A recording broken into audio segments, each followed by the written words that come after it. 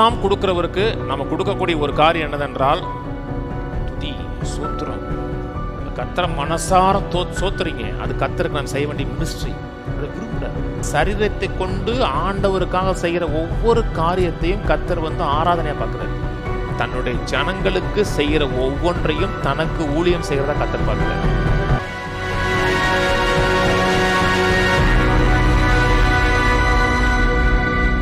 அப்போஸ்தலர் அப்படி திருப்போம். அப்போஸ்தலர் 13:1.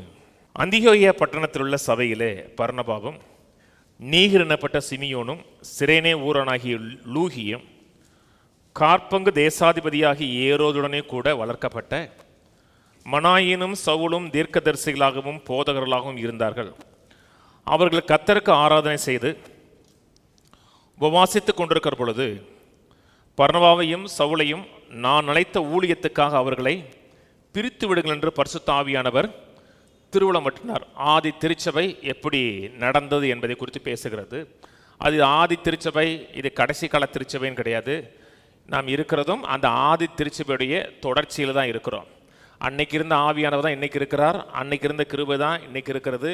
அன்னைக்கு பேசின சத்தியங்களை தான் இன்னைக்கு நாம் பேசுகிறோம். அவர்கள் கர்த்தரை துதித்து கர்த்தரை ஆராதனை செய்யும் பொழுது ஆவியானவர் அவளிடத்திலே திருவுளமற்றினார். ஆவியானவர் அவரோட பேசினார் இருக்கிறது.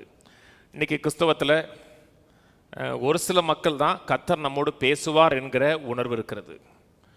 சமீபத்தில் கூட புதுக்கோட்டையில் நான் பேசும்போது கர்த்தர் உங்கள்கிட்ட இது வரைக்கும் ஒன்றுமே சொல்லலையா அப்படின்னு கேட்டோன்னு எல்லாருமே என்னை பார்த்தாங்க. அப்படியே ஒருத்தர் கூட என்ன சொன்னார்னு ஒருத்தர் கூட சொல்லலை. அது ஒரு லுத்தரன் சர்ச். அது ஐயாவும் இருந்தார். ஐயா மூலமாவோட கர்த்தர் ஒன்றும் சொல்லலையான்னு சொன்னால் அதுக்கும் பதில் சொல்லலை. முடிஞ்சவொன்னே ஒரு சகோதரர் கேட்டார், அதெல்லாம் எப்படி கர்த்தர் பேசுவாரான்னு கேட்டார். இந்த மக்களுக்கு கர்த்தர் நம்மோடு பேசுவார் என்றால் மக்களுக்கு ஆச்சரியமாக இருக்கிறது. கர்த்தர் யார்ட்டேருந்து என்ற சொன்னார்னா ஆமாம் இவர் கர்த்தர்ட்டே டைரெக்டாக கட்டுருவார் அவர் அப்படின்னு நம்ம கிண்டல் அடிக்கிற உலகம் தான் இன்றைக்கி இருக்கிறது. கர்த்தர் பேசினார்னா மக்களுக்கு ஆச்சரியமாக இருக்கிறது. ஆனால் கர்த்தர் உங்கள்கிட்ட இது வரைக்கும் ஒரு நாள் கூட பேசலைன்னா அது எனக்கு ரொம்ப ஆச்சரியமாக இருக்கிறது. கர்த்தர் நம்மோடு பேசுகிறவர், கர்த்தர் நம்மோடு பேசும்படியாக விரும்புகிற தேவன், கர்த்தர் நம்மோடு ஐக்கியப்பட விரும்புகிற தேவன். அன்னைக்கு அவர்களோடு பேசுகிறார் என்றால் நம்மோடும் அவர் பேச விரும்புகிறவர். அதே ஆவியானவர் அதே சபையில் தான் நாம் இருக்கிறோம். ஆனால் எந்த சூழ்நிலையில் அவர் பேசினார் என்பதே தான் முக்கியமானது. இதே அவங்க உலக வாழ்க்கையை வாழ்ந்துக்கிட்டு இருந்தாங்க, தன் மாம்சமும் மனதும் விரும்புகிறதை செய்தாங்க. அந்த நேரத்தில் கர்த்தர் பேசினார்னு சொல்லலை. அவர்கள் நேரத்தை ஒதுக்கி கர்த்தருக்கு ஆராதனை செய்து உபவாசித்து கொண்டிருக்கும் பொழுதுன்னு இருக்கு. உபவாசித்து கொண்டிருக்கும் பொழுதுனா குறைஞ்சது ஒரு 4 மணி நேரமாச்சு இருக்கலாம். நான் சொல்கிறது குறைஞ்சது 8 மணி நேரமாக கூட இருக்கலாம். அப்படி நேரம் ஒதுக்கி கர்த்தருடைய சமூகத்தில் காத்திருக்கிறாங்க. காத்திருக்கிறதுன்னு சொல்கிறோம். கர்த்தருக்கு காத்திருக்கிறவர்கள் இருக்கு இல்லையா, காத்திருக்கிறதுனா வெயிட் பண்ணுறது. ஒரு ஹோட்டல் போகிறோம், நமக்கு ஒரு வெயிட்டர் வருவார். நம்ம சர்வருமோ ஆக்சுவலாக ஒரு வெயிட்டர், நமக்கு வெயிட் பண்ணுறவர். அவர் நேரம் இந்தா 2 இட்லி, இந்தா 2 சாம்பார், இந்தா 2 சட்னி அப்படி ஊற்ற மாட்டார். அவர் நாம் மனதில் இருக்கிறதை சொல்லுகிற வரை, நம்முடைய ஆசை விருப்பங்களை வெளிப்படுத்துகிற வரை அவர் வெயிட் பண்ணுவார். அதனால தான் அவர் வெயிட்டருங்கிறோம். அவர் வந்த உடனே சார் ஒரு 100 ரூபா டிப்ஸ் கொடுங்க சார் அப்படின்னு எடுத்தோன்னு கேட்க மாட்டார். ரொம்ப கஷ்டம் சார், ஆளுக்கு 100 ரூபா போட்டு கொடுங்க சார், நாளைக்கு 400 ரூபா இருந்தால் தான் கடன் அடைக்க முடியும், வட்டிக்காரன் வருவான், கொஞ்சம் பார்த்து செய்யுங்க சார், நீங்கள் முதலே கொடுத்துட்டிங்கன்னா எனக்கு உங்களை சந்தோஷமாக சர்வ் பண்ணுவோம் சார் அப்படின்னு யாரும் சொல்ல மாட்டான். எனக்கு எவனும் சொல்லுவானா? எவனுமே சொல்ல மாட்டான். வெயிட் பண்ணுவான். எங்கள் ஹோட்டலில் இருக்கிறது இதான், உனக்கு இதான் கொடுக்க முடியும், உன்ட்டெல்லாம் காத்திருக்க முடியாது, கொடுக்குற சாப்பிட்டு போ அப்படின்னு சொல்ல மாட்டான். நம்முடைய ஆசை விருப்பங்களை தெரிவிக்கிற வரை காத்திருப்பான். அப்படி காத்திருக்கிறவனுக்கு, நல்லா சர்வ் பண்ணுறவனுக்கு முடிஞ்சவனா நல்ல டிப்ஸ் கிடைக்கும். தெரியுமா? எப்போவுமே நான் பல முறை சொல்லுவேன், சில வாலிப பசங்களுக்கு தான் சொல்லுவேன், இது வரைக்கும் யாருமே போய் மாஸ்டருக்கு டிப்ஸ் கொடுத்தது கிடையாது. சின்ன ஹோட்டல்னால் மாஸ்டர் டிப்ஸ் கொடுக்கலாம். பெரிய ஹோட்டல்னால் எவன் சமைக்கிறானே உங்களுக்கு தெரியாது, செஃப் யாருன்னே தெரியாது உங்களுக்கு, அங்கேருந்தே வரும். ஆனால் பக்கத்தில் வெயிட் பண்ணி உங்களோட ஆசை விருப்பங்களை நிறைவேற்றி காத்திருக்கான் பார்த்தீங்களா, அவனுக்கு நல்ல டிப்ஸ் கிடைக்கும். சர்வ் பண்ணுற விதம், காத்திருந்து சர்வ் பண்ணுற விதம், அவனுக்கு நல்ல டிப்ஸ் கிடைக்கும். கர்த்தருடைய சமூகத்தில் போகும்போது எடுத்த உடனே எனக்கு 100 ரூபா வேணும் ஆண்டவரே அப்படின்னு கேட்கக்கூடாது. 100 ரூபா ஆண்டவரே, அந்த தேவை இருக்கு ஆண்டவரே, இந்த தேவை இருக்கு ஆண்டவரே, நீதிமானுடைய விருப்பம்லாம் கொடுக்கப்படும் சொல்லியிருக்கீங்க ஆண்டவரே, அதெல்லாம் இருக்குதான், டிப்ஸ் உண்டு தான். ஆனால் எடுத்த உடனே டிப்ஸை பற்றி பேசக்கூடாது. எடுத்த உடனே கர்த்தருடைய சமூகத்தில் அவர் யார், எவ்வளவு நல்லவர், அவருடைய ஆச்சரியமான கிரியைகள் என்ன, என்னை குறித்து அவர் வைத்திருக்கிற நினைவுகள் என்ன, அவர் என் வாழ்க்கையில் என்ன செய்ய விரும்புகிறார், என்னை குறித்து அவர் என்ன ஆசை வைத்திருக்கிறார்னு கர்த்தருடைய சமூகத்தில் முதல்ல வெயிட் பண்ணுறோம்.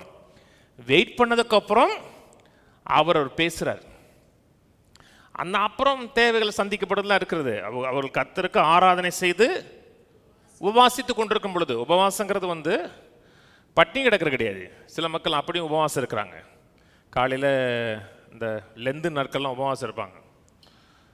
காலையில் சாப்பிடாமல் வியாபாரத்துக்கு போயிடுவாங்க, காலைல சாப்பிடாமல் தொழிலுக்கு போயிடுவாங்க, வேலை செய்வாங்க. என்ன அவங்க உபவாசம் இருப்பாங்க. அது உபவாசம் கிடையாது, பட்டினி இருக்கிறது. அது ஒரு வகையில் வயிற்றுக்கு நல்லது.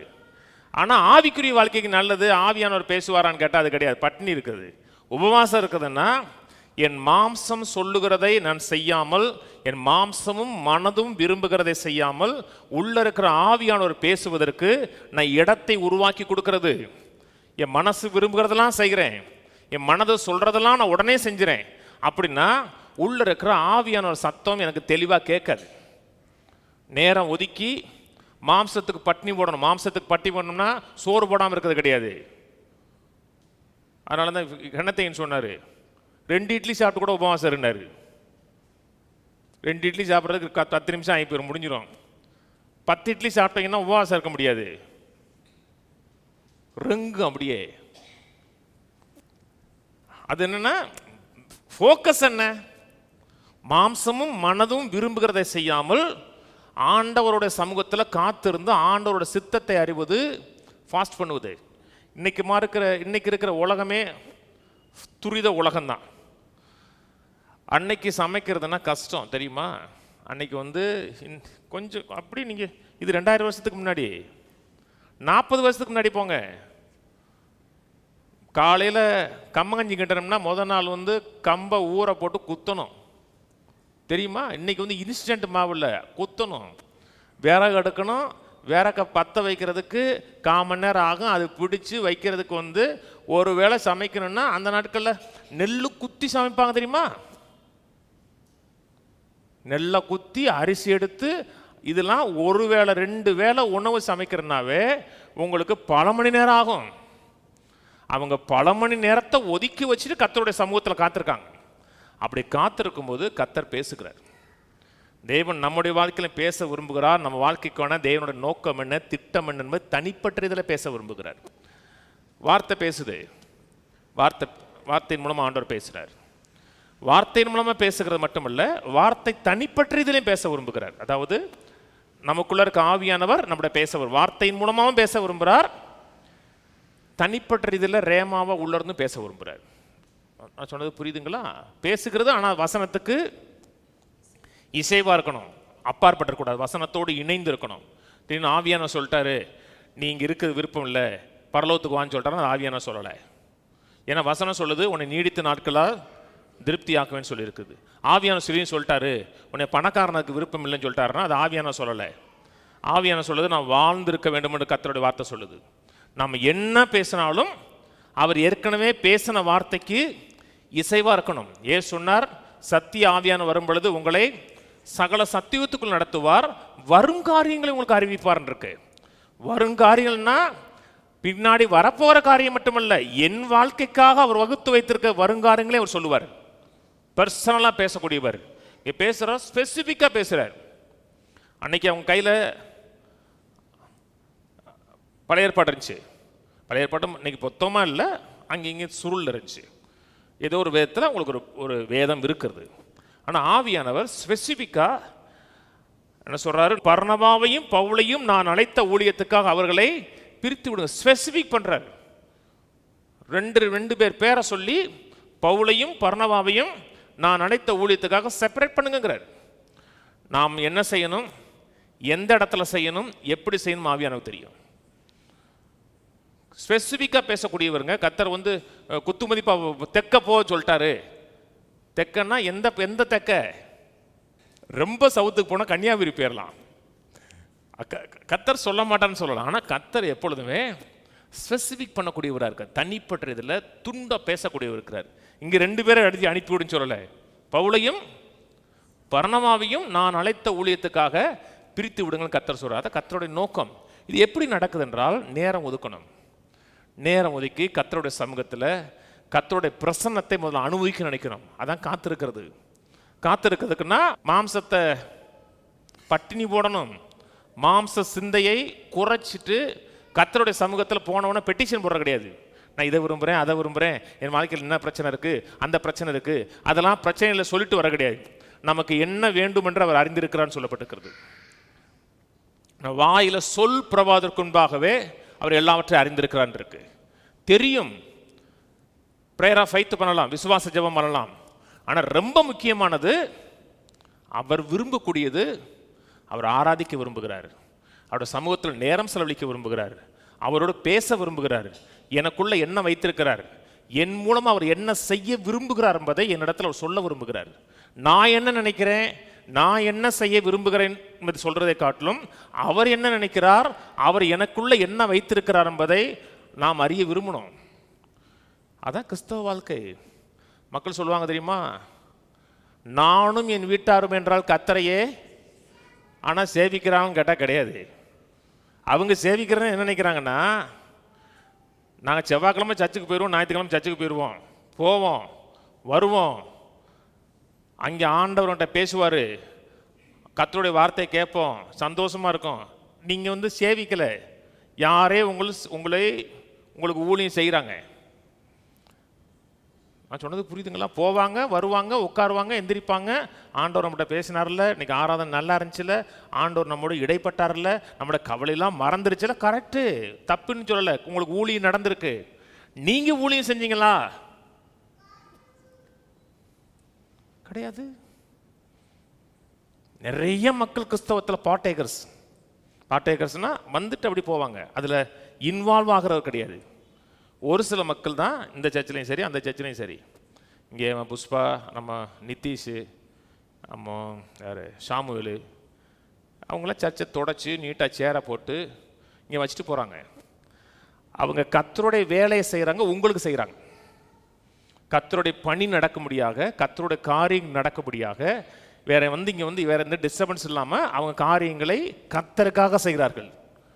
அது கர்த்தருக்கு செய்யக்கூடிய ஒரு சேவகம். நானும் வீட்டாரும் என்றால் கர்த்தரையே சேவிப்போம். ரொம்ப முக்கியம். அவர்கள் ஒன்று கூடி இருக்கிறார்கள். 1 கூடி 5 பேர் கர்த்தரை ஆராதிக்கிறார்கள். 5 பேர்னா காங்கிரிகேஷன் மேபி இருக்கலாம். ஒருத்தருக்கு ஒருத்தர் ப்ராஃபெட் சொல்லலை. பவுலுக்கும் பர்னபாவுக்கும் ஒரு ஆள் ப்ராஃபெட் சொல்லலை. ஒருத்தருடைய தேவைகள்லாம் இன்னொருத்தர் ஜெபம் பண்ணலை. என் குடும்ப தேவை நீ ஜெபம் பண்ணு, உன் குடும்ப தேவை நான் ஜெபம் பண்ணுறேன்னு சொல்லி மாற்றி மாற்றி ஜெபம் பண்ணிட்டு போலவங்க. கர்த்தருடைய சமூகத்தில் தேவைகளே சிந்திக்காமல் கர்த்தருடைய சமூகத்தில் காத்திருக்கிறார்கள். கர்த்தர் பேசுகிறார். கர்த்தர் நம்ம கொடுக்குறவருங்க, எல்லாம் கொடுக்குறவர். சங்கீதக்காரன் சொல்கிறான், நான் கர்த்தருக்கு என்னத்தை கொடுக்க முடியுங்கிறான். நம்ம கர்த்தர் கொடுக்க வேண்டிய மிகப்பெரிய ஒரு பாக்கியம் இருக்குன்னா துதியை கொடுக்கலாம். கொடுக்கிறவருக்கே கொடுக்கலாங்க. கொடுக்கிறவருக்கு நீங்கள் வேற எதுவுமே கொடுக்க முடியாதுங்க. எல்லாம் கொடுக்கிறவருக்கு நம்ம கொடுக்கக்கூடிய ஒரு காரியம் என்னதென்றால் துதி, சோத்திரம். கர்த்தர் விரும்புகிறார். நம்முடைய வாயிலிருந்து வருகிற உதடுகளின் சோத்திர பலிகளை கர்த்தர் விரும்புகிறான் இருக்கு. அவர் ஒருமனப்பட்டு கர்த்தரை துதிக்கிறாங்க, கர்த்தரை சோத்தரிக்கிறாங்க. திரும்பி 3ஆம் வசனம் சொல்லுது, அப்பொழுது உபவாசித்து ஜெபம் பண்ணி அவர்கள் மேல் கைகளை வைத்து அவர்களை அனுப்பினார்கள். அப்படியே அவர்கள் பரிசுத்த ஆவியினால் அனுப்பப்பட்டு செலிக்கியா பட்டணத்துக்கு கப்பல் ஏறி அங்கிருந்து சீப்புரு தீவுக்கு போனார்கள். அவர்களை அனுப்புனது அம்மா அப்பா கிடையாது, அவர்களை அனுப்புனது கர்த்தர். அம்மா அப்பா விரும்பலாம், தப்பு கிடையாது. இப்போது சரவணனே அவனுக்கு பிறந்த உடனே பேர் வைக்க சொன்னார். பெரும்பாலும் பிறந்த உடனே, ஆம்பளை பிள்ளை பிறந்த உடனே அவனுக்கு கிதியோன்னு பேர் வைங்கண்டார். ஏன் வைக்கணும்னு கேட்டேன். அவன் ஊழியம் செய்யணும் சார்னார். அந்த ஆசை எனக்கு பிடிச்சிருக்கு. ஏன்னா பிள்ளைகள் ஊழியம் செய்யணும் விரும்புகிறோம். ஆனால் நம்முடைய விருப்பம் மட்டுமல்ல, அவருடைய விருப்பம் இருக்கணும். ஆவியானவர் அவர்களை அனுப்பணும். ஆவியானவரை அனுப்பி போகும்போது தான் இங்கே அற்புதங்கள் நடக்குது, அதிசயங்கள் நடக்குது, வியக்கத்தக்க காரியங்கள் நடக்குது. 150 சங்கீதம் இருக்குல்லங்க. 150 சங்கீதத்தில் எத்தனை சங்கீதம் கர்த்தரை துதிக்கிறதா இருக்கு பார்த்தீங்களா? நம்ம கடைசியில் சொல்லுவோம் பார்த்தீங்களா, என் ஆத்துமாவே கர்த்தரை ஸ்தோத்திரி, முழு உள்ளமே கர்த்தரை ஆத்துமாவே கர்த்தரை ஸ்தோத்திரி அவர் சொல்ல. அப்படின்னா என்ன அர்த்தம்னா, சர்ச்சு முடிஞ்சிருச்சு, தூங்கணும்லாம் எந்திரி, ரெடி ஜூட், ஆராதனை முடிஞ்சிருச்சு வீட்டுக்கு போ, சர்ச்சை மூடணுங்கிற மாதிரி ஆயிருக்கு. அப்படி சிலர்லாம் அப்படி கட கட கட கடன்னு சொல்லுவாங்க, அப்படி கட கட கடன்னு முடிச்சுருவாங்க. என்ன சொல்கிறாங்க? ஆத்துமாவே bless the lord O my soul இருக்கு, என் ஆத்துமாவே கர்த்தரை பிளஸ் பண்ணு இருக்கு. தமிழில் சோத்தரின்னு போட்டாங்க, ஆங்கிலத்தில் அழகாக இருக்குது, கர்த்தரை பிளஸ் பண்ணுன்னு இருக்கு. அவருக்கு அவர் நம்ம பிளஸ் பண்ணுறாரு. சங்கீதம் சொல்கிறான், நீ அவரை பிளஸ் பண்ணுங்கிறான். பிளஸ் பண்ணுறதுனா என்னங்க? நல்ல வார்த்தைகளை சொல்லுன்னு அர்த்தம். ஆசீர்வாதம்னா என்ன? நல்ல வார்த்தைகளை சொல்லு, அவரை குறித்து நல்ல வார்த்தைகளை சொல்லு. அவர் அற்புதர், அவர் அதிசயர், அவரின் வாழ்க்கையில் பெரிய காரியங்களை செய்கிறோம், அவரை குறித்து நல்ல காரியம் சொல்லு. கீழே சொல்கிறான் பாருங்க, அவன் அக்கிரமங்களை எல்லாம் மன்னித்து, நோய்கள் எல்லாம் நீக்கி, உன் பிராணனின் அழிவுக்கு விலக்கி மீட்டு அவர் செய்த, அப்படி சொல்கிறான். அதில் கர்த்தருடைய இருதயம் சந்தோஷப்படுதுங்க. அதுக்காக ஞாயிற்றுக்கிழமை செவ்வாய்க்கிழமை வெயிட் பண்ண வேண்டிய அவசியம் கிடையாது. அதுக்காக ஞாயிற்றுக்கிழமை செவ்வாய்க்கிழமை வராமல் இருந்துடக்கூடாது. இது ஒரு ஒன்று கூடி ஆராதிக்கிறது ரொம்ப முக்கியங்க. வீட்டில் ஆராதிக்கிறது நல்லது. போன வாரம் இந்த ஆராதனை சொல்லுது பார்த்தீங்களா, பஜிந்தர் சிங் தானே? பஜிந்தர் சிங் அங்கூர் தானே? பஞ்சாபில் 2 பேர், பஜிந்தர் சிங் அங்கூரும், லட்சத்தில் கூடுறாங்க சர்ச்சு. லட்சத்தில்ங்க, 100-200 லட்சம். ஒவ்வொரு காங்கிரிகேஷன் பாஸ்ட்டுக்கு துப்பாக்கி இருந்துன செக்யூரிட்டி லட்சத்தில் கூடுறாங்க. என்ன நான் பாஸ்டர் ரமேஷ் தான் சொன்னார், 5 மணி நேரம் சர்வீஸ்னா 4.5 மணி நேரம் பாட்டு படிச்சுட்டே இருப்பாங்க.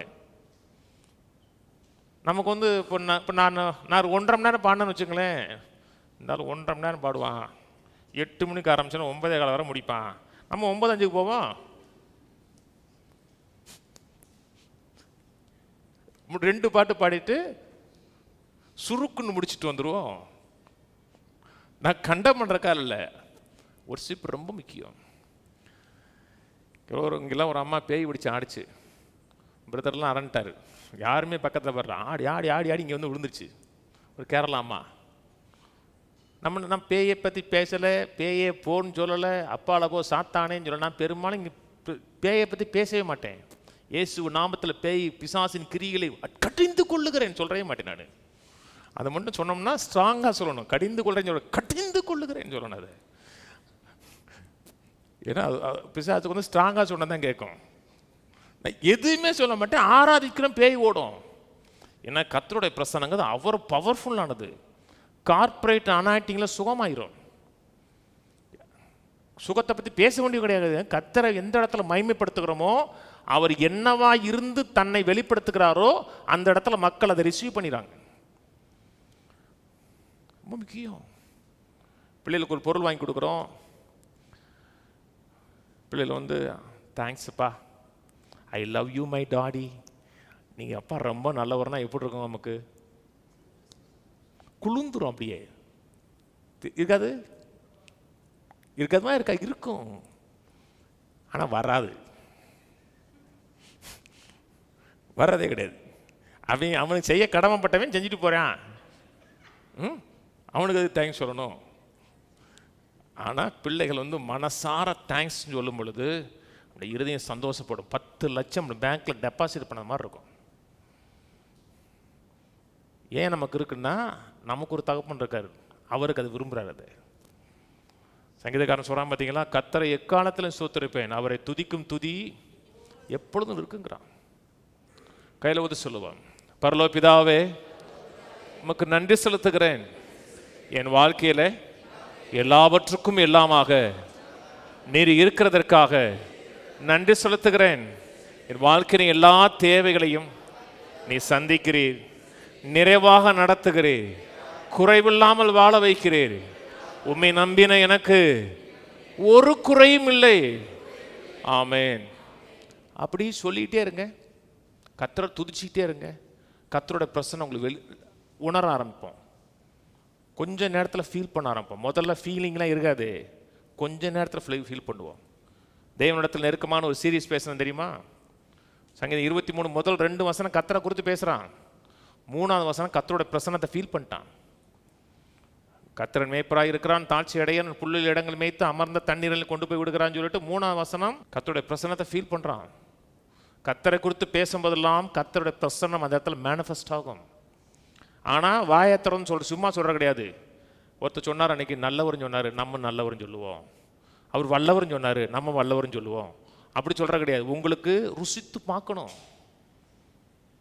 கர்த்தர் நல்லவர் என்பதை ருசித்து பாருங்கன்னா இருக்குல்ல, அதான் ருசித்து பார்க்குற, தனிப்பட்ட இதில் ருசித்து பார்க்கணும். யோவான்ல சொல்கிறா இல்லையா, பிதாவை தொழுது கொள்கிற ஆவியோடும் உண்மையோடும். தமிழில் சரியா இல்லை, இங்கிலீஷில் ட்ரூத்துன்னு இருக்கு. ட்ரூத்துன்னா தமிழில் சத்தியத்தோடுன்னு போட்டிருக்கணும். நம்ம தமிழில் கரெக்டாக தான் மொழிபெயர்த்திருக்காங்க. சத்தியங்கிற வார்த்தை தமிழ் வார்த்தை கிடையாது. ஏற்கனவே சொல்லி, சத்தியங்கிறது சமஸ்கிருத வார்த்தை. ஆவியோடும் சத்தியம் தெரிந்து சொல்கிறது. கர்த்தர் எவ்வளவு நல்லவர், எவ்வளவு வல்லவர் அப்படின்னு அறிந்து சொல்லும் பொழுது, இப்படி ஆராதிக்கிறவர்களே கர்த்தர் தேடுகிறான் இருக்காது அடுத்த வசனம். இப்படி தெரிந்து சத்தியம் தெரிந்து ஆராதிக்கிறாங்க பார்த்தீங்களா, அப்படிப்பட்ட ஆராதனையில் அவர் பிரியப்படுகிறான் இருக்கு. வாசிப்போம். இதான் நம்மை கொடுத்த சித்தம், நம்மை கொடுத்த நோக்கம். இப்படிப்பட்ட வாழ்க்கை வாழணும், நம்முடைய வாழ்க்கையின் பங்காக இருக்கணும் என்று கர்த்தர் விரும்புகிறார். 1 தெசலோனிக்கேயர் திருப்போம். இப்படித்தானே வாழணும், இதான் வாழ்க்கை முறையாக இருக்குன்னு கர்த்தர் விரும்புகிறார். 1 தெசலோனிக்கேயர் 5:16. எப்பொழுதும் சந்தோஷமா இருங்கள், இடைவிடாமல் ஜெபம் பண்ணுங்கள். எப்பொழுதும் சந்தோஷமா இருங்க. எப்பவும் சந்தோஷமா இருங்கன்னா, எப்பொழுதும் ஒன்று நன்மையான காரியங்களை எதிர்பார்த்துருக்க. எப்பொழுதும் மகிழ்ச்சியாக இருங்கன்னு சொல்லலை, எப்பொழுதும் சந்தோஷமா இருங்க. சந்தோஷம் வேற, மகிழ்ச்சி வேற. சந்தோஷம் என்பது கர்த்தரை சார்ந்து, கர்த்தருக்கு உறவை சார்ந்திருக்கிறது. மகிழ்ச்சி என்பது சூழ்நிலைகளை சார்ந்திருக்கிறது. நல்ல காசு இருக்குது, பணம் இருக்கிறதுனாவே ஒரு மகிழ்ச்சி இருக்கும். காசு போயிடுச்சு, பணம் போயிடுச்சு அப்படின்னா மகிழ்ச்சி இருக்காது. ஆனால் சந்தோஷம் இருக்கும். உலகம் கொடுக்க முடியாத, உலகம் எடுக்க முடியாத சமாதானத்தை உள்ள வச்சுட்டு போகிறேன். அது சமாதானத்தின் விளைவாக சந்தோஷம் இருக்கும். ஒரு நல்ல காரியங்களை எதிர்பார்க்கிறோம். எப்பொழுதும் சந்தோஷம் பாருங்கள், இடைவிடாமல் ஜெபம் பண்ணுங்கள். இடைவிடாமல் ஜெபம் பண்ணுங்கன்னா மூச்சு விடாமலாம் ஜெபம் பண்ணுங்கன்னு சொல்லலை. ஜெபம் பண்ணுகிறதை ஒரு வாழ்க்கை முறையாக வைங்க, ஒரு லைஃப் ஸ்டைலாக வைங்க. திடீர்னு ஒரு இடத்துல நிற்கிறீங்க, கர்த்தர் ஜெபம் பண்ண சொல்கிறாருன்னா அப்போவே ஜெபம் பண்ணுங்க. வீட்டில் போய் ஜெபம் பண்ணுறேன்னு சொல்லக்கூடாது. அந்த நிமிடமே ஒரு தேவ மனிதன் சொல்கிறாரு, அவங்க டிஎல் மோடியார் நினைக்கிறேன், டிஎல் மோடியா யார், ஒரு பெரிய ஆள், ஒரு வீட்டுக்கு கெஸ்ட்டாக கூப்பிட்ருப்பாங்க. அவர் டாக்டர் வந்து கர்த்தரை விசுவாசிக்க மாட்டார். அவங்க நம்ம அந்த அம்மாவுடைய ஹஸ்பண்ட் வந்து டாக்டரு, அவங்களுடைய தம்பி வந்து ஒரு விவசாயி. இவர் கூப்பிடுவாங்க லஞ்சுக்கு. அப்போ எல்லோரும் உட்காந்துருக்கும்போது ஆண்டவர் சொல்லுவார், இவர் தான் ஜெபம் பண்ண சொல்லுவாங்க, ஐயா ஃபுட்டுக்கு ஜெபம் பண்ணுங்கண்டு. அப்போ ஆண்டவர் சொல்லுவார், அந்த அந்த விவசாய ஜெபம் பண்ண சொல்லுவார். அந்த அந்த அந்த அந்த அந்த ப்ராம்ப்டிங் இருக்குது பார்த்தீங்களா, லீடிங்க்கு அதுக்கு எப்போவுமே ஆயத்தமாக இருக்கணும். ஒரு இடத்துல கர்த்தர் ஜெபம் பண்ண சொல்கிறாருன்னா அப்போவே ஜெபம் பண்ணணும். அதான் லைஃபாக இருக்கிறது. ஒரு பொருள் வாங்க போகிறோம், டிவி வாங்க போகிறோம், இல்லாட்டா ஏதோ சம்திங், ஒரு செல்ஃபோன் வாங்க போகிறோம்னா அவன் எடுத்து காமிக்கிறதுக்கு முன்னாடி ஜெபம் பண்ணுங்க, ஆண்டவரே நல்ல பொருளாக நமக்கு வாங்கி தரணும் அப்படி ஜெபம் பண்ணுங்க. எதே எல்லாம் ஒன்று தானே. சில நேரத்தில் அப்போல்லாம் ஒன்றும் இல்லை, சர்வீஸ் ஸ்டேஷனுக்கே அலையணும் 10 முறை நீங்கள் பண்ணி கொடுப்பான். இப்போ நம்மளுக்கு கூட ஒரு கடவுளுக்கு இருப்பது ஒரு ஹார்ட் டிஸ்க் இருந்துச்சு, 4 டிபின்னு கிட்டத்தட்ட 4000 GB. முக்கியமான 20 டாபிக் உள்ளே இருக்குது. ஹார்ட் டிஸ்க் வேலை செய்யலை. முக்கியமான நிறைய சீரீஸ் 20 ஹார்ட் டிஸ்க் ஒர்க் பண்ணலை. நல்ல வேலை கம்பெனிக்காரனுக்கு சொன்னோம், அவன் வந்து எங்களை அனுப்பிவிடுன்ட்டான். அனுப்பிவிட்டுனா சுவிட்சர்லாந்து ரெக்கவர் பண்ணி அனுப்பிட்டான். முதல்ல ஒன்று அனுப்பினா அதுவும் வேலை செய்யலை. வேலை செஞ்சேன்னா கீ போட்டு அனுப்புகிறாவேன். நான் கீழே இருந்து அப்படி எடுக்காமல் என்ன பண்ணோம்னா கீயை உடைக்கிற வேலையில் இருந்து நாங்கள் கடைசியில் அதுவும் வேலை செய்யலை. அப்புறம் திரும்பி மெயில் அனுப்பினோம், வேலை செய்யலை. அவன் திரும்பி இன்னொரு ஹார்ட் டிஸ்க் அனுப்புகிறான். நம்ம அதாங்க நம்ம மேலே நடுவ தெளிவாக இருக்காங்க. அந்த ரெக்கவர் பண்ணிட்டேன்னு சொல்லி பழசை தூக்கி போடலைங்க, வச்சுருக்கான். திரும்பி ரெக்கவர் பண்ணி அனுப்புனான். அப்புறம் திரும்பி அவனுக்கு சும்மா மெயில் அனுப்பணும், ரெக்கவர் பண்ணுறதுக்கு நீ ஹார்ட் டிஸ்க் கொடுங்கன்னா அதையும் அனுப்பிட்டான் அன்றைக்கி. இப்போ நல்ல ஹார்ட் டிஸ்காக வந்துருச்சுன்னா இவ்வளோ பிரயாசம் தேவையில்லை.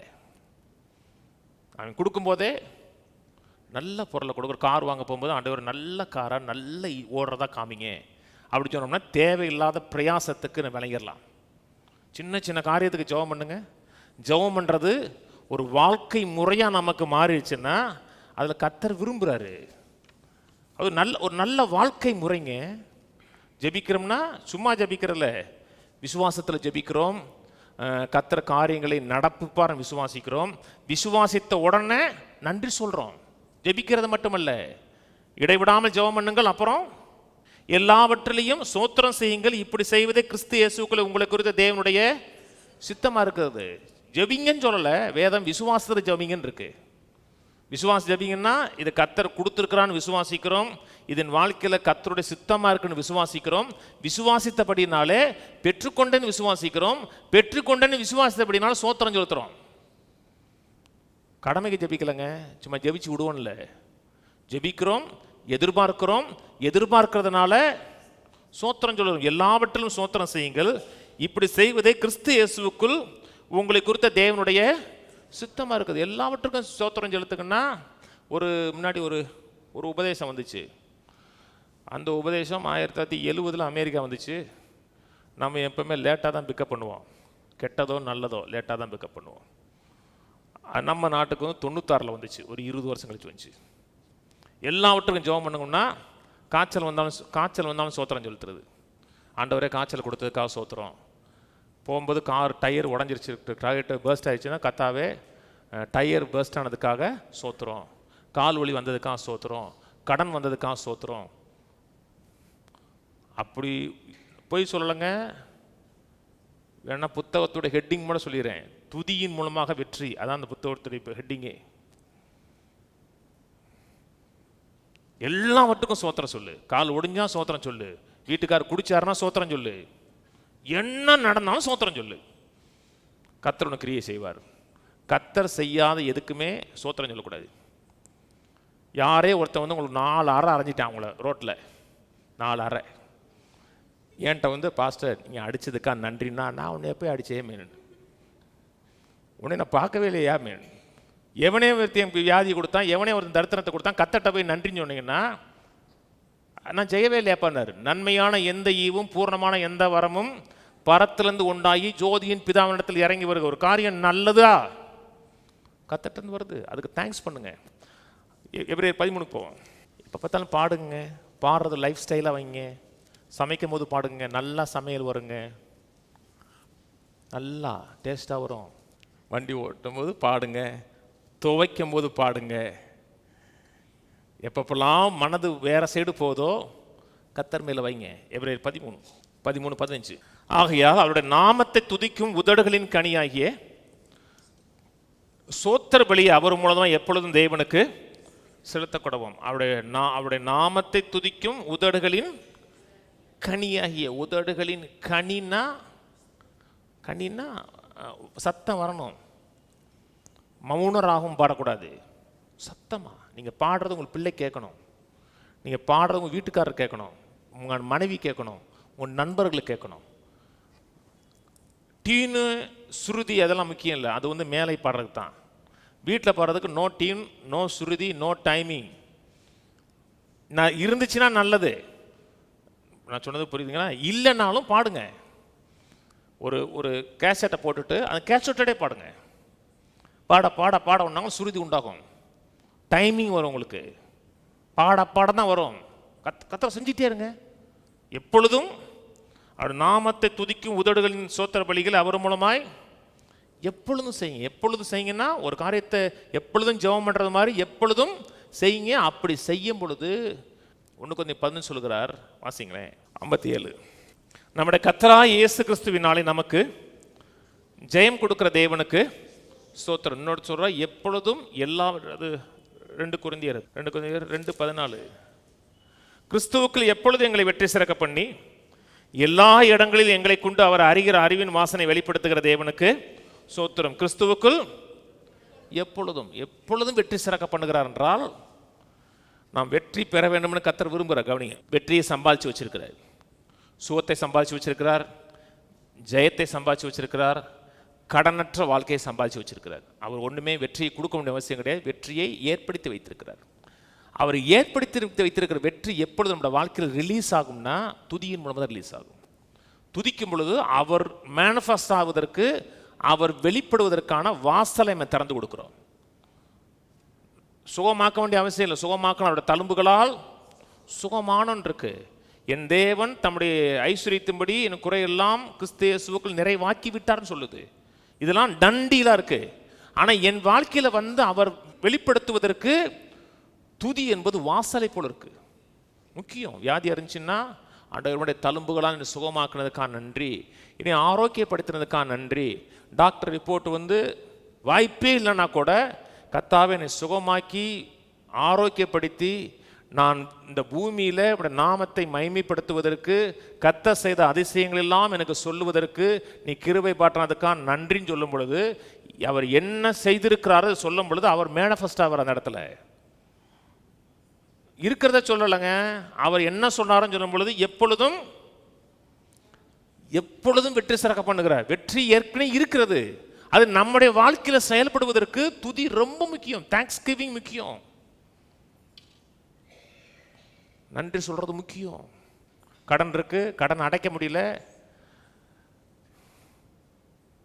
முங்குனது மாதிரி இருக்கு, ஜானோ மூலமா அப்படி இருக்கு, நன்றி சொல்லுங்க. ஆண்டவரே, கடல்லேருந்து நீ வெளியே வர செய்ததுக்காக நன்றி, வீணான செலவுகள்லேருந்து எங்களை விலக்கி வைக்கிறதுக்காக நன்றி, எல்லா கடனை அடைப்பதற்கு உதவி செய்யறதுக்காக நன்றி, இந்த சூழ்நிலையிலும் நாங்கள் விதைப்பதற்கான ஒரு விதையை கொடுத்ததுக்காக நன்றி. அங்கே தான் ஸ்டார்ட் ஆகுது அற்புதம். அதாங்க ரொம்ப முக்கியம். அந்த சூழ்நிலை விதைக்கும் பொழுது பெருக்கத்துக்கான வாசலை ஏற்படுத்துகிறோம். இந்த பணம் எனக்கு ஆதாரம் இல்லை, கர்த்தர் எனக்கு ஆதாரத்தை ஏற்படுத்தி கொடுப்பாருன்னு கர்த்தர் மேலே கண்களை வைக்கிறோம். அப்போ தான் அவர் எப்பொழுதும் எல்லாவற்றிலும் வெற்றி சிறக்க பண்ணுவார். கிருபை கொடுத்துருக்கிறது, விசுவாசம் சுதந்திரிக்கிறது. அந்த விசுவாசம் வேலை செய்வதற்கு எளிய வழி நன்றி, தேங்க்ஸ் கிவிங், சோத்திரம். என்னை நீடித்த நாட்களால் திருப்திப்படுத்துவேன்னு சொன்னீரே, திருப்திப்படுத்தினதுக்காக நன்றி ஆண்டவரே. நான் சாகாமல் பிழைத்திருந்த நம்முடைய செய்திகளை விவரிப்பேன் ஆண்டவரை. சொல்லிகிட்டே இருங்க, சொல்ல சொல்ல அற்புதங்கள் நடக்கும். அதுக்கு பதிலாக ஆண்டவரே என்னை தயவு செய்து சுகமாக்கிறீங்கப்பா, நான் வாழ்கிறது என் குடும்பத்துக்கு ரொம்ப முக்கியம்ப்பா, நான் போயிட்டேன்னா என் குடும்பம் ரொம்ப கஷ்டப்படுப்பான்னா பிச்சை எடுக்கிறேன்னு அர்த்தம். பிச்சை எடுக்கிறவங்க வந்து 100 ரூபா கொடுத்தக்கா சோத்திரம் சொல்ல மாட்டான். யா சாப்பிட்டு 2 நாள் ஆச்சியா அப்படிமா. மதம் மனுஷனை பிச்சைக்காரனை மாத்திருச்சு, பிச்சை எடுக்க சொல்லுது. ஏதாச்சும் நடந்துச்சுன்னா, பிள்ளைகள்ல 10 வருஷமா கிடைக்கல, பிள்ளை பிறந்துச்சுன்னா மரிய பிச்சை. என்னது இது கடவுள் கொடுத்த பிச்சை. பிச்சை போடுங்க சாமி மாதிரி ஆயிடுச்சு. சங்கீதக்காரன் சொல்றான், நான் இளையவனா இருந்தேன், இப்போ முதிர் வயதுலனானே. கர்த்தருடைய பிள்ளைகள் சாப்பாட்டுக்கு பிச்சை எடுத்ததை பார்க்கலங்கிறான். கத்தட்டையும் பிச்சை எடுக்கக்கூடாது, மனுஷன்ட்டையும் பிச்சை எடுக்கக்கூடாதுங்க. உங்கள் பிள்ளை வருது உங்கள்கிட்ட, அம்மா ஒருவேளை சோறு போடுமா, போடுமா, கூட ஒரு 2 பார்த்து போடுமா, ரொம்ப பசியாக இருக்குமா அப்படின்னா சந்தோஷமாக இருக்குமா, நல்லா சொல்கிறா, பக்கத்தோட்டு கேட்கணுமீங்களா, நல்லா சொல்கிறா, நல்லா நல்லா பிச்சைடுறா அண்ணுமா சொல்லுவீங்க. கூட ஒரு பீஸ் வைமா சொல்லுவோமா. சொல்ல சாப்பிட்டுட்டு சோத்திரம் சொன்னால் நல்லா இருக்கும். என்கிட்ட சாப்பிட்டா அப்பா கறி சூப்பர்ப்பா, தேங்க்ஸ்ப்பா, ஐ லவ் யூ பண்ண நாளைக்கு கறி வாங்கி கொடுப்பேன்.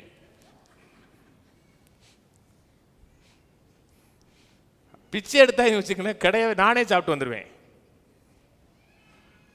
எங்கிருந்து இப்படி ஒரு ஐடியா வந்துச்சு உங்களுக்கு? மதம் உங்களை பிச்சை எடுக்க வைக்கும். எல்லாம் மத சடங்காச்சாரன்னு பாருங்க, மனுஷன் செய்யறான் பார்த்தீங்களா, அதெல்லாம் பிச்சை எடுக்க வைக்கிறது மனுஷனை. கர்த்தர் மட்டும்தான் தேங்க்ஸ் பண்ணி தைரியத்தோடு வர சொல்லியிருக்கிறார்.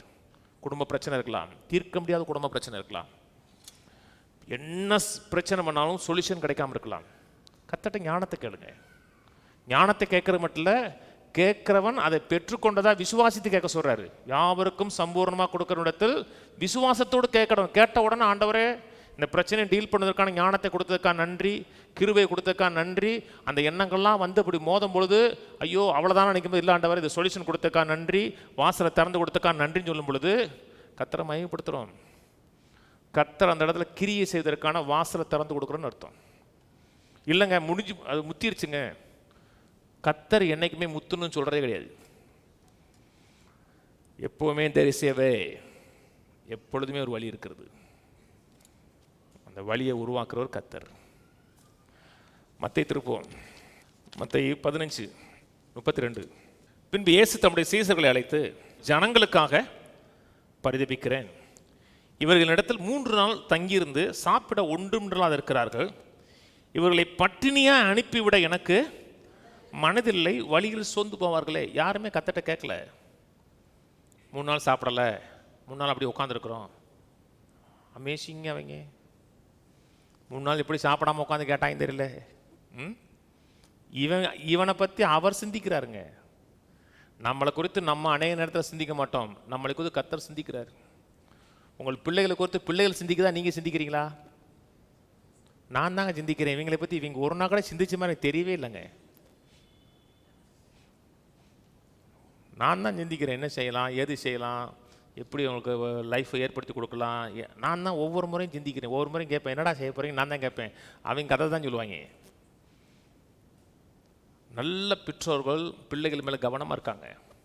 கர்த்தர் தான் கவனமாக இருக்கிறார். சோர்ந்து போவார்களேன்னு சொல்லி அவர் தான் சிந்திக்கிறார். அடுத்து, அதற்குடைய சீசர்கள் இவ்வளவு திரளான ஜனங்களுக்கு திருப்தி உண்டாகும்படி வேண்டிய அப்பங்கள் இந்த வனாந்திரத்தில் நமக்கு எப்படி போடும். உடனே கர்த்தர் உடனே ஜபிக்க ஆரம்பிக்கல.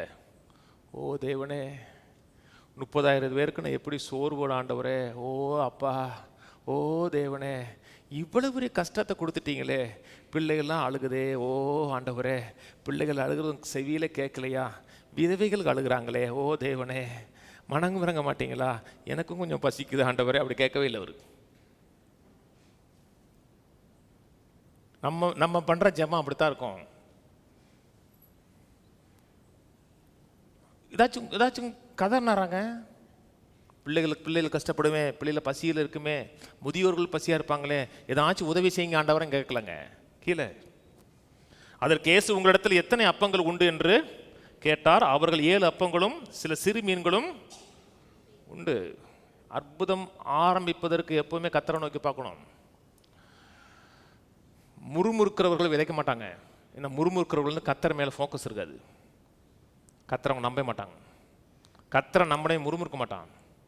முறுமுறுக்கிறவன் விதைக்கவே மாட்டான். தேங்க்ஸ் கிவிங் பண்ணுற மட்டும் தான் விதைக்க முடியும். ஏன்னா அவன் கர்த்தர் மேலே ஃபோக்கஸ் வைப்பான். வாசிப்போம். அதற்கு அவர் ஜனங்களை தரையில் பந்தியிருக்க கட்டளையிட்டு அந்த 7 அப்பங்களையும் அந்த மீன்களையும் எடுத்து ஸ்தோத்திரம் பண்ணி பிட்டு தம்முடைய சீசரிடத்தில் கொடுத்தா, சீசர்கள் ஜனங்களுக்கு பரிமாறினார்கள்.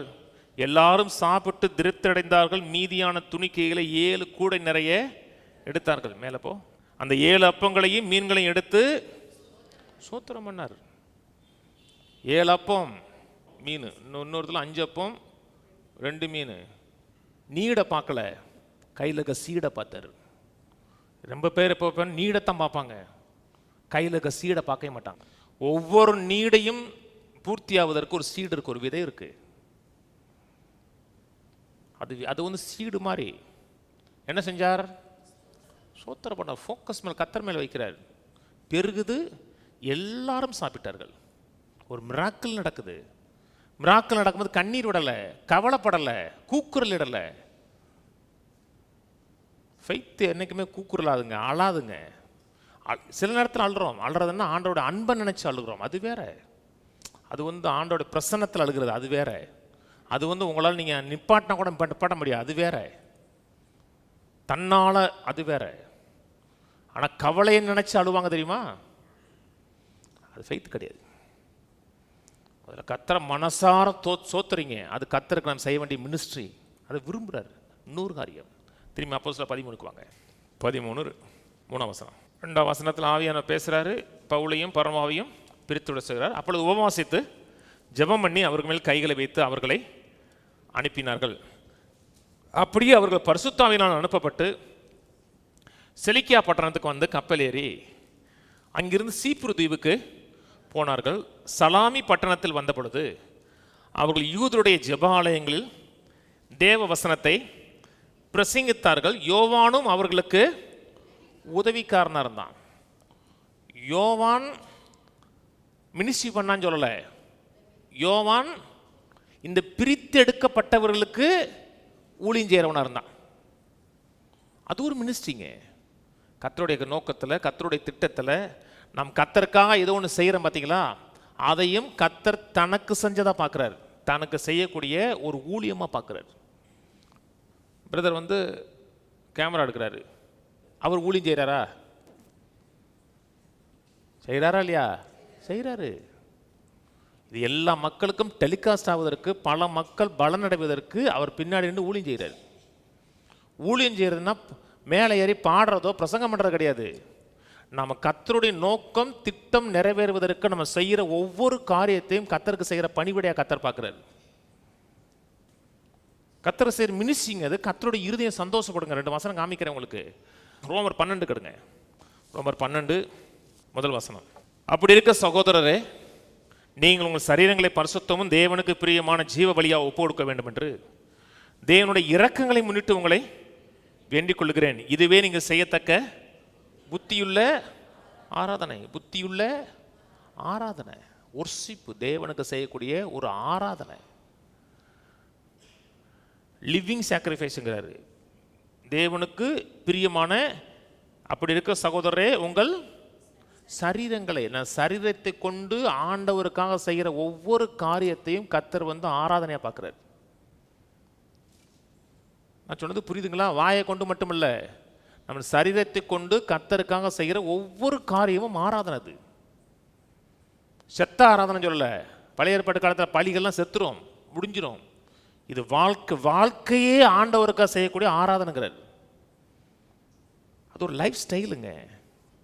கர்த்தர் நம்மை படைச்சிருக்கிறார், நமக்கு மூச்சு கொடுத்துருக்கிறார், நம்மை ஒவ்வொரு நாளும் தாங்குறார். கர்த்தருக்கு நன்றி சொல்கிறதுக்கு எவ்வளோ வேலை இருக்குது தெரியுமா? இவருக்காக நம்ம செய்யும்போது யாரே ஒருத்தர் சொல்கிறதுக்காக செய்கிறதில்ல, வில்லிங்காக செய்கிறார். சொல்லி செய்கிறதே ஊழியம் இல்லைங்க, விருப்பப்பட்டு செய்கிறது, வாஞ்சித்து செய்கிறது. மத்தேயு திருப்போம், மத்தேயு 20.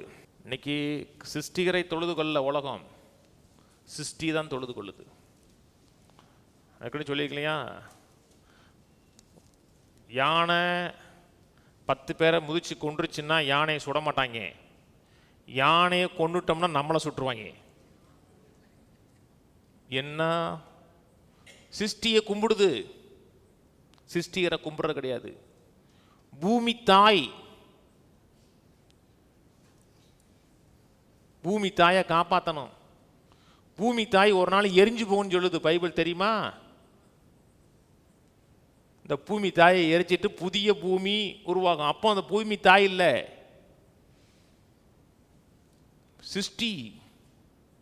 சிருஷ்டிகர். அப்படிங்க. அக்கா பொல்யூஷன் உண்டாகக்கூடாது, ஏன்னா அது மனுஷனுக்கு கேடு. பூமிக்கு கேடு இல்லையோ, மனுஷனுக்கு கேடு. இன்னைக்கு இவ்வளவு வியாதி, நம்ம சாப்பிட்றதெல்லாம் கெடுதி, சுவாசிக்கிறது அனைத்தும் கெடுதி. அந்த விதத்தில் பூமியை பார்க்க வேண்டியதான், ஏன்னா நமக்கு கெடுதி உருவாக்குறோம்.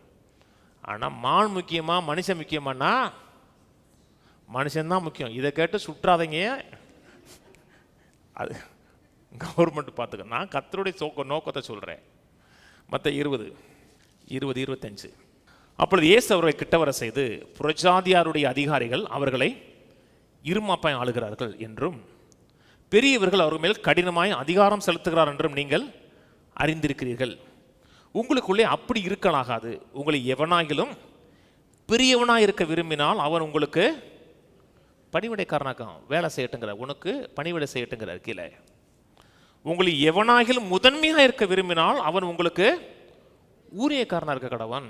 கீழே, அப்படியே மனுஷகுமாரனும் ஊழியம் கொள்ளும்படி வராமல் ஊழியம் செய்யவும் அநேகரை மீட்கும் பொருளாக தம்முடைய ஜீவனை கொடுக்கவும் வந்தார்.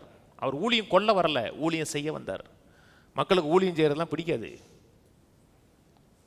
நம்ம என்ன யாருக்கு அடிமை? நம்ம வருவோம், நம்ம போவோம். அப்போ நீங்கள் ஊழியம் கொள்ள வந்திருக்கீங்க, ஊழியம் செய்ய வரல. மனுஷகுமாரன் ஊழியம் கொள்ள வரல, ஊழியம் செய்ய வைந்தார். பணிவிடை செய்கிறதுனால நம்ம இறங்கி போகவே மாட்டோம்ங்க.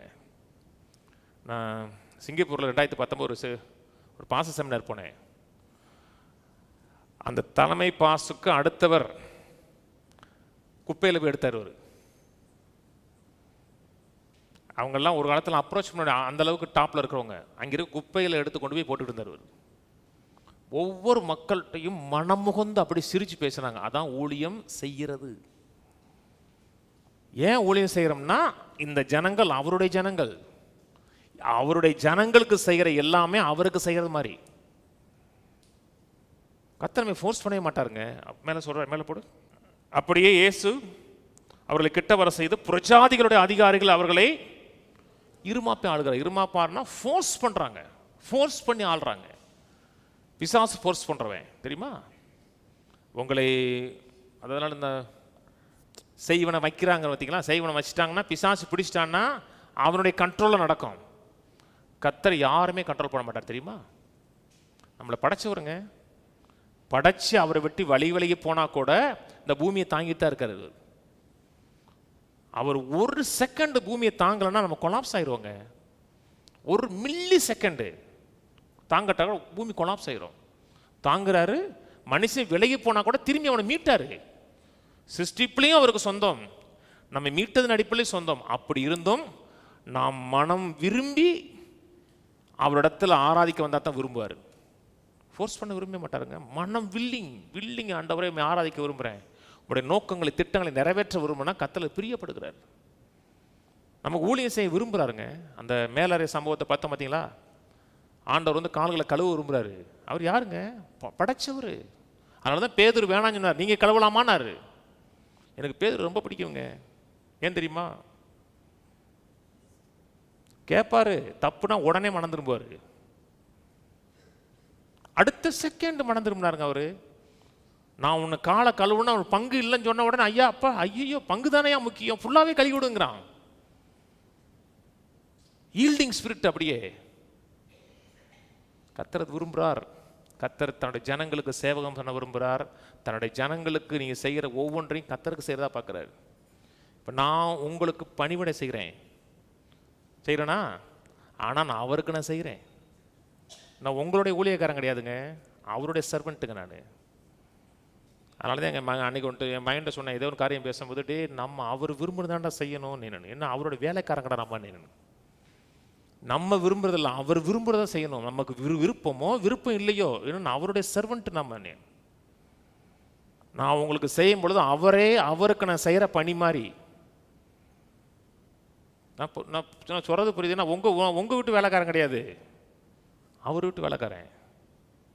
அவருடைய நோக்கங்களையும் திட்டங்களையும் நிறைவேற்றுவேன். உங்களுக்கு செய்கிற ஒவ்வொன்றையும் தனக்கு செய்கிறத அவர் பார்க்குறாரு.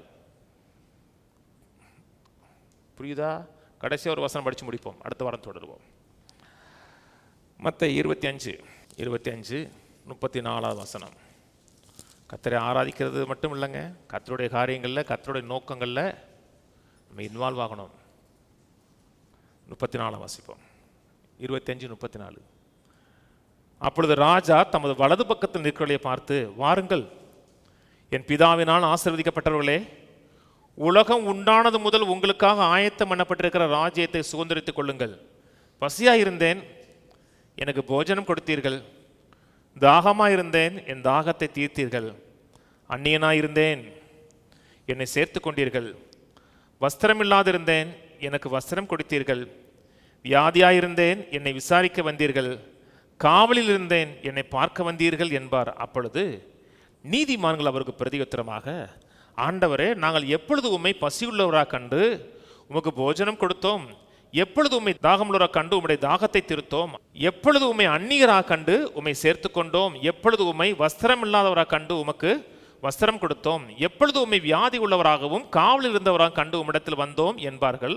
அதற்கு ராஜா சொல்றது, மனுஷன் ராஜா, இயேசு ராஜா. அதுக்கு ராஜா பிரதியுத்தரமாக, மிகவும் சிறியவராகிய என் சகோதரரான இவர்களில் ஒருவனுக்கு நீங்கள் எதை செய்தீர்களோ அதை எனக்கே செய்தீர்கள் என்று மெய்யாகவே உங்களுக்கு சொல்லுகிறேன். தன்னுடைய ஜனங்களுக்கு செய்கிற ஒவ்வொன்றையும் தனக்கு ஊழியம் செய்கிறதா கர்த்தர் பார்க்கிறார். நான் சொன்னது புரியுதுங்களா? வாயில மட்டும் இல்லை, ஆராதனைன்னு சொல்ல மட்டும் அப்படி கையை சேர்க்கறது கிடையாது. ஆராதனை ஆராதனை அது அதெல்லாம் இருக்கட்டும் தான், வேணாம் அதுக்கு சொல்கிறேன்னு சொல்லிட்டு அது வேண்டாம், அது கையாச தான் நாள் சொல்லுவான். அதெல்லாம் செய்யுங்க, அது வேற. அது உங்களுக்கு இருதயத்திலேருந்து வர்றது, எந்த மனுஷனையும் பார்க்காம நான் கத்தரை பாடுறேன், அது வேற. ஆனால் வெறும் ஆராதனைன்னு சொல்லும்போது மட்டும் இல்லைங்க, வாழ்க்கையே ஆராதனையாக மாறணும். அதனால தான் லிவிங் சாக்ரிஃபைஸுங்கிறார், ஜீவ பலிங்கிறார். கீழே இதில் இருக்க வர்ணனை அப்படியே இன்னொரு குரூப்புக்கு சொல்கிறாரு. நான் பசியாக இருந்தேன், இப்போ சாப்பாடு கொடுக்கல, அவன் கேட்குறான், எப்பொழுது நாங்கள் செஞ்சோம் அதே காரியம் அப்படியே கீழே வருது. என்னுடைய ஜனங்களுக்கு செய்யாத எதுவுமே எனக்கு செய்யலைங்கிறார். நான் சொன்னது புரியுதுங்களா? ஒருத்தர் போய் காஸ்பல் சொல்கிறீங்க, காஸ்பல் சொல்கிறீங்கன்னா நீங்கள் ஆண்டவருடைய பணியை செய்கிறீங்கன்னு அர்த்தம். ஆண்டவரே அந்த இடத்துல வேலை செய்கிற மாதிரி ஆண்டவருக்கு சேவகம் பண்ணுறீங்கன்னு அர்த்தம். அந்த ஸ்பிரிட்டில் போங்க, கர்த்தர் கூட பேசுகிறது ரொம்ப எளிதாக இருக்கும். ஏன்னா கர்த்தரோட சித்தத்தை செஞ்சுட்டு போகிறீங்க, உங்களை நடத்துறதுக்கு ஈஸி. பல முறை சொல்லியிருக்கேன் பார்த்தீங்களா, ஓடுற வண்டி தான் திருப்ப முடியும், நிற்கிற வண்டியை திருப்ப முடியாது. நிற்கிற காரை திருப்புங்க, நிற்கிற பைக்கை திருப்பலாம், நிற்கிற காரை திருப்ப முடியாது. ஸ்டேரிங் இப்போ வர ஸ்டேரிங் லாக் ஆயிரும். ஓடுற காரை அப்படி அப்படி அப்படி பண்ணால் போதும். கர்த்தருடைய நோக்கத்தில் ஃப்ளோ வாங்க, உங்களை திருப்பி கொண்டு வர ரொம்ப ஈஸியாக இருக்கும். இது ஒரு லைஃப் ஸ்டைல். கர்த்தரை துதிங்க, சோத்துறீங்க, வீட்டில் துதிங்க, படுக்கும்போது துதிங்க, வண்டி ஓட்டமும் துதிங்க, துதிச்சிட்டே இருங்க. ஆவியானவங்களோட மூவ் ஆகிறது எளிதாக இருக்கும். அதான் லைஃபுங்க. அப்படி அந்த பிரசன்னத்திலிருந்து நம்ம ஆராதிக்கிறதே வேற மாதிரி இருக்கும். அந்த அந்த அனாயிண்டிங்கை ஃபீல் பண்ண முடியும். இப்படி வாழ்ந்தோம்னா அவர் நம்மை நடத்துவது, நம்மை கொண்டு என்ன செய்ய விரும்புகிறார், ஏது செய்ய விரும்புகிறார், எந்த இடத்துல செய்ய விரும்புகிறார் எல்லாத்தையும் சொல்லுவார்.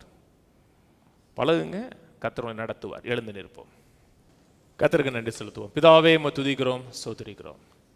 நீருக்கு நல்லவர், எல்லா காலத்திலும் நல்லவர், நன்மை செய்கிறவர். உடைய நன்மைகளுக்காக, நன்மையான எல்லா ஈவுகளுக்காக நன்றி. எங்களை ஜெயமாக நடத்துகிற எங்கள் ஜெய கிறிஸ்துவாக இருக்கிறவரே உம்மை துதிக்கிறோம். உமக்கு ஆராதனை செய்து உடைய நோக்கங்களையும் திட்டங்களையும் நிறைவேற்றக்கூடிய மக்களாய், உதடுகளின் கனிகளாய சோத்திர பலிகளை எப்பொழுது செலுத்தக்கூடிய மக்களாய் மாற்றதுக்காக நன்றி. எங்களை ஆசீர்வதிங்க. இன்னும் உடைய நோக்கங்களை திட்டங்களை நிறைவேற்ற எங்களுக்கு உதவி செய்யுங்க. எங்களை அர்ப்பணிக்கிறோம். உடைய பலிபீடத்தில், உடைய சமூகத்தில் எங்களை ஜீவ பலியாக ஒப்பு கொடுக்கிறோம். எங்களை நடத்த வேண்டுமாய், எங்களை ஆளுகை செலுத்த வேண்டுமாய் ஜெபிக்கிறோம். பலிபீடத்தில் கொடுக்குற அனைத்தும் தேவனுக்குரியதுன்னு சொல்லப்பட்டிருக்கிறதே, எங்களையே தேவனுக்குரியவர்களாக செலுத்துகிறோம். உயிருள்ள பலிகளாக கொடுக்கிறோம். என் வாழ்க்கை ஆவிக்குரிய பலிகளாக, உகந்த வாசனையாக உமக்கு இருக்கட்டும். நீ எவ்வளவு நல்லவர், எவ்வளவு மேன்மையானவர், எங்களை கொண்டு என்ன செய்ய விரும்புகிறீர், எங்களுக்கான வைத்திருக்க ஆலோசனை என்ன, திட்டம் என்ன என்பதை அறிந்து செயல்பட உதவி செய்வீராக. சகல கனமும் மகிமையும் துதியும் உமக்கு உண்டாகட்டும். இயேசு கிறிஸ்துவின் நாமத்தில் பிதாவே, ஆமென். கர்த்தராகிய இயேசு கிறிஸ்துவின் கிருபையும், பிதாவாகிய தேவனுடைய அன்பும், பரிசுத்தாவின் ஐக்கியமும் நம் அனைவரோடு கூட இன்றைக்கும் என்றைக்கும் கிறிஸ்துவின் வருகை மட்டும் இருப்பதாக. ஆமென். கர்த்தரோட ஆசீர்வதித்து எல்லா தீமைகளுக்கு விலக்கி காக்க கடவர். கர்த்தர் தம்முடைய தயவுள்ள முகத்தை உங்களை பிரகாசிக்க பண்ணி உங்களுக்கு கிருபையாயிருக்க கடவர். கர்த்தர் தம்முடைய முகத்தை உங்களை பிரசன்னமாக்கி சமாதான கட்டளையிட கடவர். கர்த்தரோட ஆசீர்வதித்து ஜீவனோடு, சுகத்தோடு, தீர்காயுசோடு 120 ஆண்டுகளுக்கு மேலாக நிறைவோடு வாழ வைப்பாராக. ஆமென், ஆமென், ஆமென்.